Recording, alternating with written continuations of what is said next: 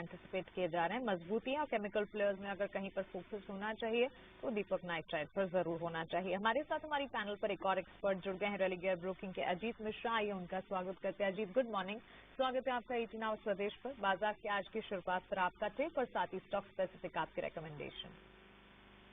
Good morning Mansi. देखिए 3-4 दिनों से हम यही देख रहे हैं कि एक कसर चल रही है 22,800 के पास। ऊपर पे कल अपने एक अटेम्प्ट किया 23,000 को क्रॉस करने का, सस्टेन नहीं हो पाए। तो कहीं ना कहीं जो कि दो की सेक्टर्स हैं बेसिकली बैंकिंग और आईटी, इनमें डाइवर्ज मूव चल रहे हैं कि एक दिन आप देख रहे हैं कि बैंकिंग जहां स्ट्रेंथ दिखाता है वहीं पे आईटी की वीकनेस होती है। और इसी की वजह से जैसे कि आज के सेशन में भी अगर आप देखेंगे तो आईटी में मजबूती दिख रही है, बैंकिंग थोड़ा सा बैक फुट पे है। तो एक कंसोलिडेशन का जोन मुझे लगता है कि शायद आज के सेशन में, क्योंकि वीकली एक्सपायरी है, तो शायद कंटिन्यू होते हुए नजर आए आपको 22,800 से लेकर 23,000 का जोन। इसी में हम आपको ट्रेड करते हुए नजर आए। अच्छी बात ये हुई है कि थोड़ा बहुत जो इम्प्रूवमेंट देखने को मिली थी कल के सेशन में मिड कैप और स्मॉल कैप में, वहां पे अगर थोड़ी सी स्ट्रेंथ और लौटती है तो डेफिनेटली एक पॉजिटिव साइन होगा मार्केट्स के लिए। बट एज ऑफ नाउ मेरे सबसे स्टॉक स्पेसिफिक रहना चाहिए। और जो रिकमेंडेशन है हमारी, जो पहला नाम होगा SBI लाइफ का। अगर आप देखेंगे तो एक अच्छी गिरावट के बाद बहुत टाइट रेंज में कंसोलिडेट कर रहा है और अब इंडिकेशन यहाँ से ये है कि जल्दी इसमें एक ब्रेक देखने को मिलेगा जो कि स्टॉक करीब 1535 तक के लेवल तक ले जा सकता है। तो 1465 के स्टॉप लॉस के साथ SBI लाइफ को लॉन्ग करने की रिकमेंडेशन होगी। वहीं पे FMCG एक ऐसा पैक है जहाँ पे कि कोई भी रिस्पाइट नहीं है डिस्पाइट ओवरसोल्ड पोजीशन। इनफैक्ट हर दिन के साथ एक नए नीचे के स्तर देखने को मिल रहे हैं। तो HUL एक ऐसा नाम होगा जहाँ पे कि अभी भी लग रहा है कि प्रेशर कंटिन्यू रह सकता है। 2168 तक के टारगेट्स यहाँ पे पॉसिबल हैं। 2260 के स्टॉप लॉस के साथ यहाँ पे शॉर्टिंग की रिकमेंडेशन होगी। को वॉचलिस्ट में रखा जाए, स्टॉक स्पेसिफिक रणनीति बनानी चाहिए और इसी कड़ी में SBI लाइफ पर खरीदारी की रहा है। FMCG जहां पर हम लगातार डाउन ट्रेंड देख रहे हैं, जैसा ही शेयर है। हाँ, SJVN NHPC तो दिखाओ 3%, लेकिन SJVN भी दिखाओ करीब 1 से 1.5% ये भी ऊपर आया है। अजीत सर, इसी से कीजिए शुरुआत। 90 रुपए का भाव है SJVN का, कोई ट्रेड है क्या इसमें? डिप्टी देखिए यहाँ पे एक अटेम्प्ट जरूर है रिकवरी का। पिछले करीब 4-5 दिन के आप ट्रेड को देखेंगे तो आपको बिल्कुल क्लियरली नजर आएगा कि 86 का जो जोन था उसको डिफेंड करने की कोशिश की गई है और एक रिकवरी है। बट 93.5 जो कि 20 में प्लेस्ड है, वो क्रॉस होगा, उसके बाद एक कंफर्मेशन होगी कि हाँ स्टॉक आपको 96 to 100 तक के जोन तक दिखा सकता है। तो एज ऑफ नाउ जिनके पास पोजीशन है वो बने रह सकते हैं in anticipation of a breakout. 88 का एक स्टॉप लॉस मेंटेन करें और 93 के ऊपर अपने स्टॉप लॉस को 89 पे ले आएं और 100 तक के लेवल्स के लिए आप वेट कर सकते हैं।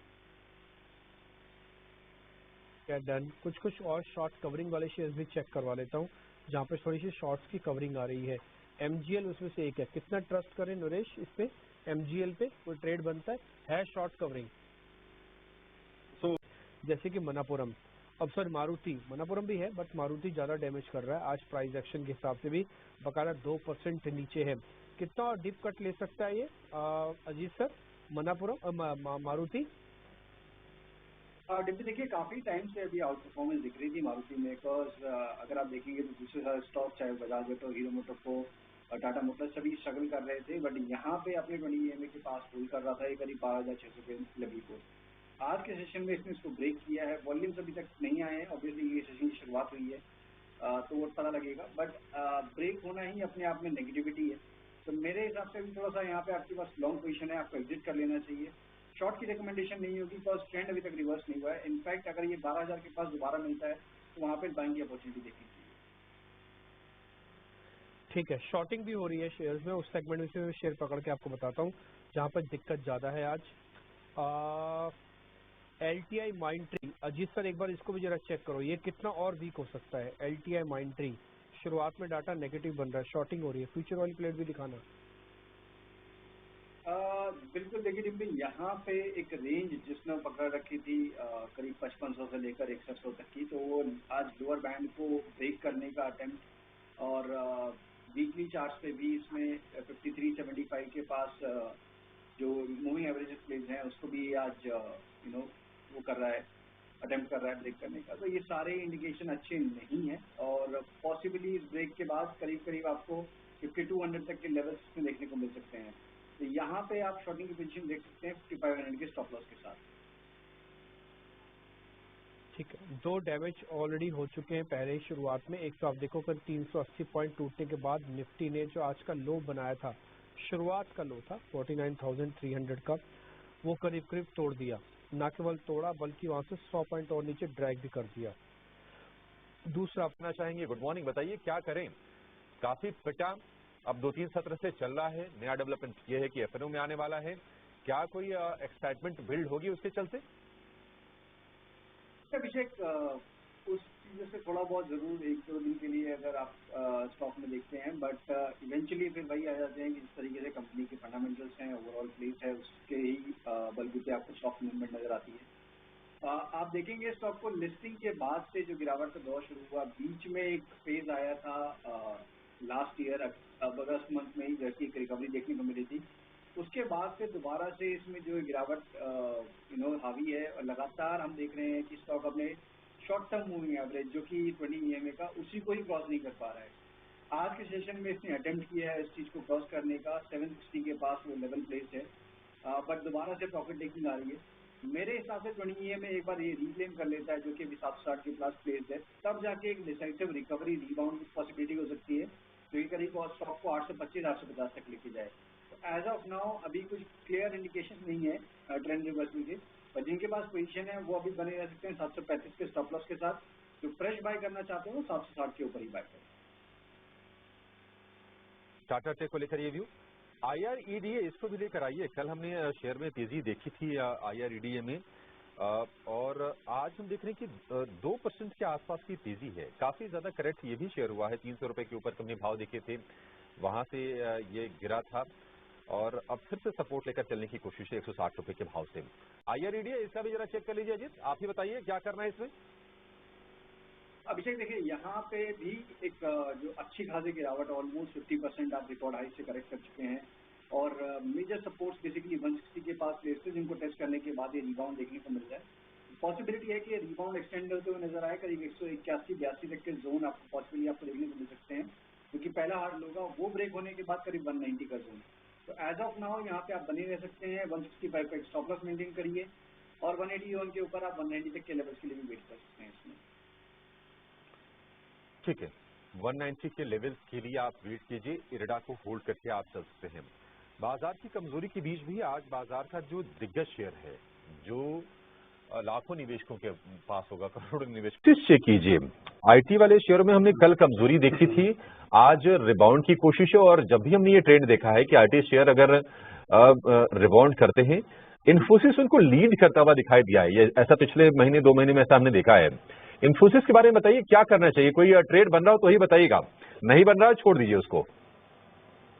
अभिषेक देखिए, मैं जो मार्केट को देख रहा हूँ अभी, मेरा ये मानना है कि जो 2 की सेक्टर है, बैंकिंग और IT, इन दोनों का अलाइनमेंट अगर हो जाएगा तो फिर आप मार्केट में एक डायरेक्शनल मूव देख सकते हैं, जो कि इंडेक्स को एक अच्छी रिकवरी के लिए पोजीशन करेगा। पिछले करीब 3-4 दिनों में, जैसे कि शो की शुरुआत में ही मैंने बताया, कि इन दोनों की अलाइनमेंट ना होने की वजह से बारी बारी ये जरूर आपको एक पॉजिटिव अपटिक दिखा रहे हैं। अगर आप रिकॉर्ड हाई से बात करें गिरावट की, तो दोनों ने ही आउट परफॉर्म किया है निफ्टी इंडेक्स को। तो जब भी रिकवरी का जो दारोमदार है वो इन्हीं दोनों पर है, और आज के सेशन में जिस तरीके से हम देख रहे हैं कि इन्फोसिस में एक रिकवरी, तो रिकवरी के बाद एक रेंज बेसिकली अभी भी ये फंसा हुआ है। अगर आप देखेंगे पिछले करीब 6-8 महीनों से 1800 से लेकर 1950-2000 तक की एक रेंज बनी हुई है, तो आप उन्हीं लोअर लेवल्स के पास हैं। तो इंट्राडे नहीं, बट हाँ पोजिशनल अगर ट्रेड करना चाहते हैं तो 1800 के स्टॉप लॉस के साथ यहाँ पे आप पोजिशन बना सकते हैं। 1860 पहला टारगेट होगा, उसके बाद करीब 1900 तक के लेवल्स के लिए। ओके, पोजिशनल बेसिस पर यहाँ पर रणनीति बनानी चाहिए। इनफैक्ट इन्फोसिस के चार्ट में इंट्राडे या शॉर्ट टर्म बेसिस कोई राय फिलहाल नहीं बन रही है, ये मानना है अजीत का। बाजार में वॉलेटिलिटी काफी है, इस वॉलेटिलिटी में मिड कैप प्लेयर्स जो है अपने आप को होल्ड करने की पूरी कोशिश में, मिड कैप इंडेक्स में ही अगर आप देखेंगे पोजीशंस इस वक्त या कह सकते हैं कि निचले स्तरों से रिकवरी के मोड भी नजर आ रहे हैं। इसमें ऑयल रिफाइनिंग काउंटर सबसे आगे आपको खड़े मिलेंगे, जैसे कि MRPL, चेन्नई पेट्रो, इन स्टॉक्स में अच्छा खासा एक्शन देखने को मिल रहा है एक्सचेंज एंसिलरीज में। बीएसई लिमिटेड जिसका जिक्र लगातार हम कर भी रहे हैं, कमजोर बाजार में भी बीएसई लिमिटेड के स्टॉक में हम देख रहे हैं हर दिन इनफैक्ट अच्छी खासी मजबूती के बीच ही ट्रेड्स नजर आते हैं। ये entry points marketing, oil financing और साथ ही गोल्ड फाइनेंस पर भी आपसे जानना चाहेंगे। कच्चे तेल में छोटे दायरे में कामकाज है, सोने चांदी की कीमतों में तेजी है। सेफ हेवन के तौर पर सोने चांदी पर, प्रेशियस मेटल्स पर लगातार मार्केट पार्टिसिपेंट्स का भरोसा बढ़ रहा है। मुथूट फाइनेंस, गोल्ड फाइनेंस कंपनियां, मणप्पुरम फाइनेंस और साथ ही ऑयल मार्केटिंग या ऑयल रिफाइनिंग पर कच्चे तेल की चाल के चलते अगर कोई राय बनती है। फाइनेंस की बात करें तो डेफिनेटली मुथूट फाइनेंस आउटराइटली एक क्लियर विनर है, जो कि आप देखेंगे स्टॉक अपने रिकॉर्ड हाइस के पास ट्रेड कर रहा है। गिरावट के जो देखी है मामूली सी गिरावट स्टॉक में देखने को मिली थी और अभी भी पॉजिटिव टोन बरकरार है, ग्रेजुअली रिकवरी देखने को मिलेगी।